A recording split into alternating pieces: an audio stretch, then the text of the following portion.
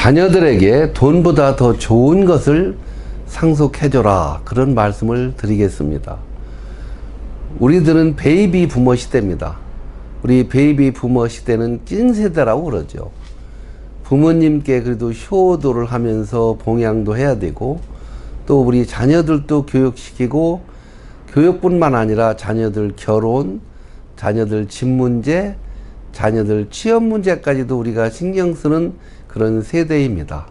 그렇기 때문에 자녀들에게 크게 상속해 줄 자산이 많이 가지고 있는 사람들은 많지 않을 것입니다. 물론 상속 재산이 있는 경우에도 보면은 그 상속 재산 때문에 싸우는 경우가 많습니다.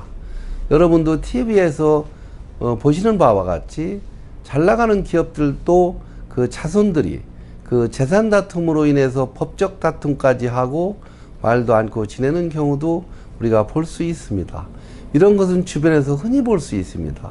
내 친구 아버지도 재산이 꽤 있었습니다. 그런데 친구 아버지가 이제 어머니 먼저 돌아가시고 아버지 혼자 살아 계셨는데, 그 살아 계신 동안에도 셋째가 모시고 살았거든요. 셋째가 모시고 살았으니까 셋째는 모시고 살았으니까 더 가져야 된다.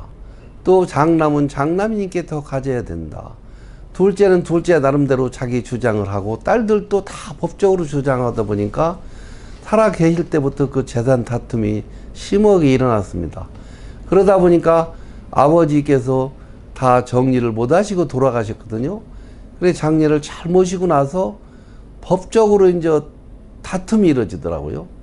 물론 법대로만 해결하면 될 텐데, 내가 모셨으니까 더 받아야 된다.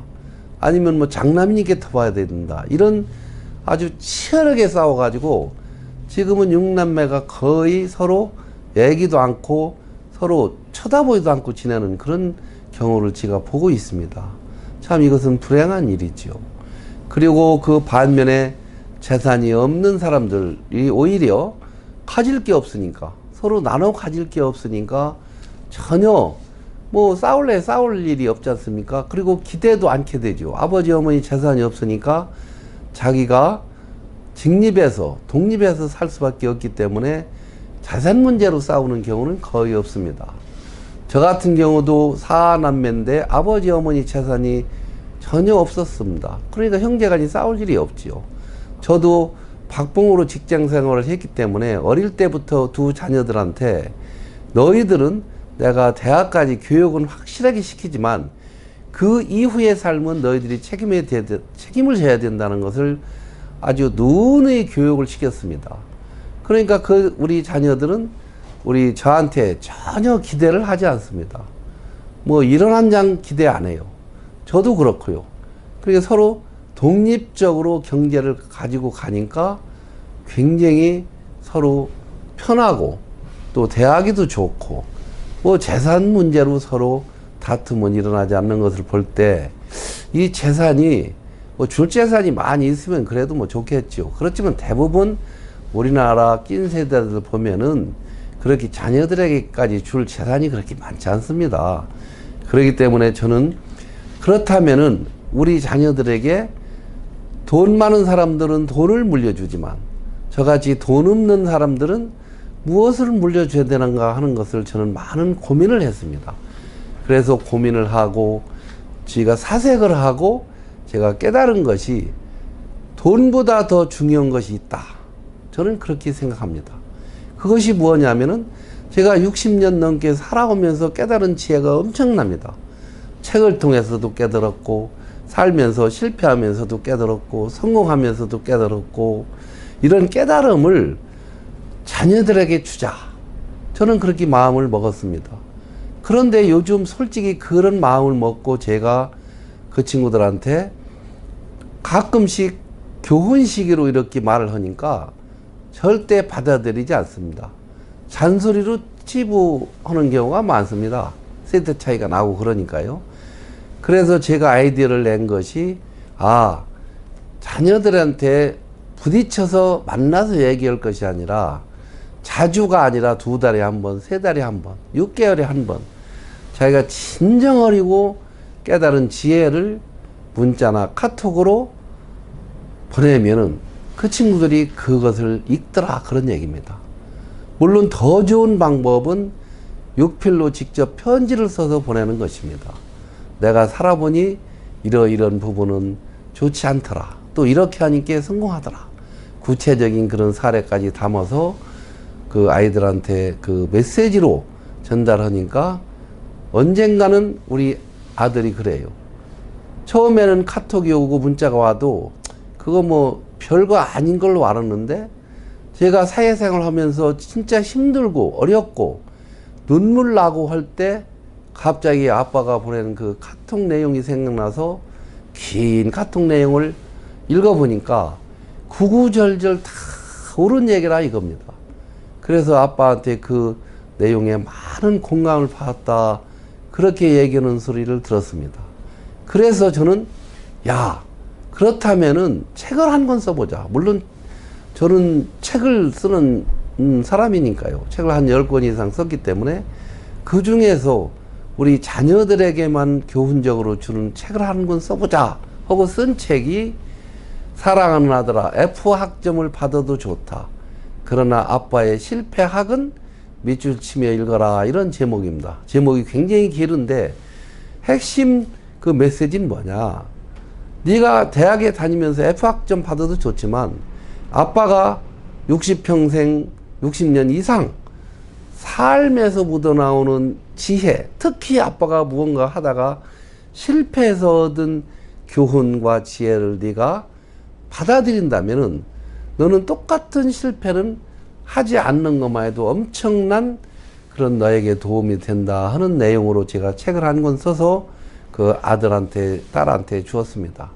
그런데 그 친구들이 그걸 거들떠 보지도 않아요, 처음에는.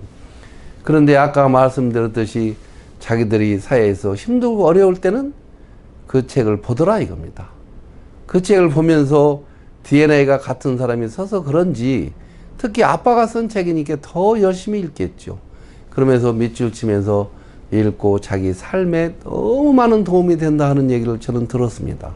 그러니까 우리는 살면서 배운 지혜를 아들, 딸에게 이렇게 전해주는 것은 굉장히 중요하다, 저는 그렇게 생각하는 바입니다. 그 책은 그냥 거창하게 한 번에 쓴 내용은 아닙니다.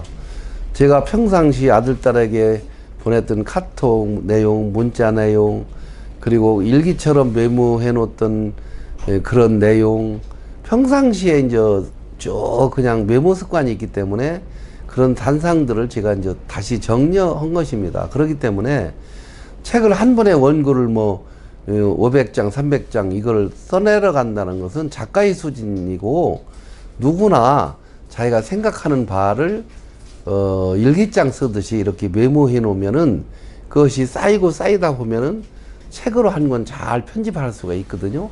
그럼 이왕이면은 책으로 편집해서 출판사를 통해서 자비 출판을 하면은 그냥 원고로 주는 것보다는 그 출판물로서 주는 것은 훨씬 더 아이들이 오래 간직할 수도 있고, 아이들이 훨씬 더 그것을 더 귀중하게 받아들이더라 하는 것을 말씀드립니다. 그러니까 꼭 작가라 책을 쓰는 것이 아니라 일상의 생활을 메모해 둔 그런 짜투리의 글들을 잘 모아서 다듬으면 책이 한 권 된다, 그런 말씀을 저는 드리는 것입니다. 어차피 제 책 얘기가 나왔으니까 책 내용 중에 거기에 중요한 얘기 몇 가지를 여러분들에게 말씀을 드려보면은, 저는 우리 아들, 딸한테 오늘 일에 미쳐라 하는 얘기를 했습니다. 지난 과거는 흘러간 시간이고 미래는 아직 오지 않은 시간이기 때문에 너희들이 지금 하고 있는 그 일에 대해서 몰입하고 미쳐라, 저는 그 얘기를 첫 번째로 강조했습니다. 다음에는 모든 일을 성공시키려면은 임계점을 넘겨라, 제가 그런 내용을 제가 썼습니다. 제가 배가 고플 때 라면 하나를 끓여 먹으려고 냄비에다 물을 넣고 거기서 기다리고 있으면은 그 막 물 끓는 시간이 굉장히 오래 걸리더라고요. 그런데 보면은 99도까지 가도 안 끓어요. 반드시 100도가 돼야 물이 끓는데 99도와 100도 사이가 임계점이거든요. 그러니까 모든 일을 성공하려면은 그 임계점을 넘겨야만이 성공한다. 그게 자기가 너희들이 하고 있는 일을 일하다 저 일하다 뭐 이러지 말고 이왕 시작한 일이라면은 반드시 임계점을 넘길 때까지 하라 하는 그런 말을 또 제가 한 적이 있습니다. 그리고 가장 중요한 키워드인데요. 자기가 하고 있는 일에 대해서 한 번이라도 앵콜을 받아봐라. 저는 그 말을 했습니다. 그 얘기는 뭐냐면은 예를 들면 요리사가 음식점을 할 때 그 요리가 진짜 맛이 있다면은 앵콜 합니다. 그 앵콜은 뭐냐? 그 먹어본 고객이 다시 오는 것이거든요. 자기만 옵니까? 자기 친구들을 달고 오게 돼 있어요. 그러니까 그게 앵콜입니다. 예를 들면 가수가 노래를 참 잘했다 이겁니다. 그럼 뭐라 합니까? 앵콜이라는 건 다시 한번 불러달라 그 얘기입니다. 예를 들면 의사가 치료를 누구보다도 잘 하면은 그 홍보 안 해도 입소문으로 다 알게 돼가지고 사람들은 앵콜 해가지고 다시 그 병원을 가게 돼 있습니다. 그러니까 성공하려면은 우리 자녀들에게 네가 하고 있는 무슨 일이든지 앵콜을 받아라. TV에 요즘 뭐 트로트가 뜨는데 미스터 트롯 보십시오. 그 진짜 잘하는 친구들은 앵콜을 받아서 한 회당 축제에 가면은 수천만 원씩 받는다는 거 아닙니까? 근데 그 친구들을 인터뷰하는 거 보면 그 앵콜 받기 위해서 그 정도 수준이 올라가기까지는 노래 한 소절, 꺾기 한 소절 가지고 수백 번, 많게는 1000번까지 연습했다는 것입니다. 그렇게 그 탁월성을 만들기 위해서 노력할 때 앵콜을 받는 것입니다. 앵콜 한 번만 받으면은 또 제 앵콜을 하기는 쉽습니다. 그 탁월성으로 끌어올리는 그런 노력이 꼭 필요하다. 그런 말을 저는 자녀들에게 책 내용으로 전달한 바 있습니다. 오늘 또 제가 직접 쓴 시 한 편을 낭송해드리고 마치겠습니다. 늙은이 등산 황선만 산에 오르내리기를 많이 한 노인 같다. 젊은이보다 걸음이 빠른 것을 보니 그래도 나이는 못 속인다. 가파른 길에서 몰아쉬는 숨소리를 들으니 젊은 친구들 모두는 오르던 길 멈추고 큰 바위 위에 앉아서 쉬고 있는데 노인 하나 비릿땀 흘리며 걸음을 재촉하는 것은 산 위에 올라 넓게 펼쳐지는 평원을 상상 속에 그릴 수 있는 능력을 길렀기 때문이리라. 높은 산, 낮은 산을 수도 없이 오르내리면서. 여러분 감사합니다. 좋아요도 눌러주시고 댓글도 많이 달아주셔서 서로 소통의 공간으로 활용하시고 또 꼭 구독도 꼭 눌러주신다면 더 좋은 영상으로 보답해 드리겠습니다. 감사드립니다.